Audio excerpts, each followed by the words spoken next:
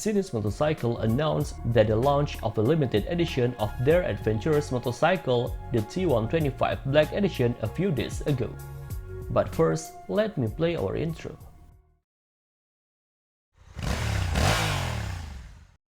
In terms of specifications, there is nothing new for the Black Edition T125, but in terms of its design, the bike comes with a beautiful graphics on its satin black paint. The graphic is topographical and shows the latitude and longitude of Sinnis headquarters in Brinton. The T125 is an adventure bike for beginners, featuring a liquid-cooled 125cc single-cylinder engine that passed Euro 5 with an engine that produced 12.7 horsepower and 10.5 newtons of torque. In addition, the Sinnis T125 also features telescopic forks at the front and adjustable rear shock, making the bike weight up to 162 kilograms.